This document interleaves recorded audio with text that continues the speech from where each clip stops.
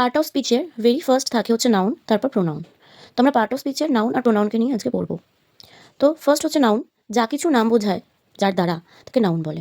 যা কিছু দিয়ে আমরা নাম বুঝি, যে কোনো নাম, সেটা হচ্ছে নাউন। যেমন রবীন্দ্রনাথ টেগর, এখানে বিবেকানন্দ বিদ্যাসাগর, যে কোনো পার্সনের নাম হচ্ছে এটা noun. Chair, table, any objects indicates noun. কোনো জায়গার নাম, কলকাতা, দিল্লি, কোনো শহর, রাজ্য, প্লেসেস, এগুলো noun. Ganga, Yamuna, river, mountain Everest, K two, Kanchenjunga, যে কোনো কিছু মাউন্টেন, এগুলো হচ্ছে সমস্ত নাউন। যা কিছু নাম বোঝে, কোনো মানুষের নাম, জায়গার নাম, প্লেসের নাম, বা যে কোনো অবজেক্টসের নাম, সেই সমস্ত কিছু হচ্ছে নাম। কোনো ফুলের নাম, ফলের নাম, যা কিছু যারা নাম বোঝায়, anything that indicates any name, সেটা হচ্ছে নাউন। প্রোনাউন হচ্ছে নাউনের জায়গায় বসে। নাউনের জায়গায় যা বসবে, নাউনের জায়গায় আমরা অনেক সময় একঘেয়ে লাগে, ওই জন্য আমরা বারবার নাউন উচ্চারণ না করে তার জায়গায় প্রোনাউন উচ্চারণ করি, যেটাকে বাংলায় বলা হয় সর্বনাম। নাউন হচ্ছে বিশেষ্য। কী কী, যেমন he, she, in the place of person. কোনো মানুষের নামের জায়গায় আমরা হি বা শি ব্যবহার করি, ছেলে অথবা মেয়ের ক্ষেত্রে।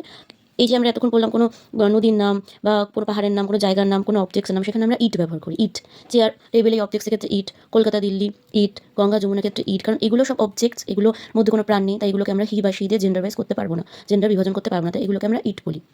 ইভেন অনেক সময় কুকুর বিড়াল নামের ক্ষেত্রে আমরা ইট ব্যবহার করি, যেহেতু তাদের জেন্ডার আমরা ডিফাইন করতে পারি, তাই সেটাকে আমরা হি বা শিও বলে থাকি কুকুর বিড়ালের ক্ষেত্রে। তো এটা হলো পার্ট অফ স্পিচ, আমাদের প্রথম দুটো, নাউন আর প্রোনাউন।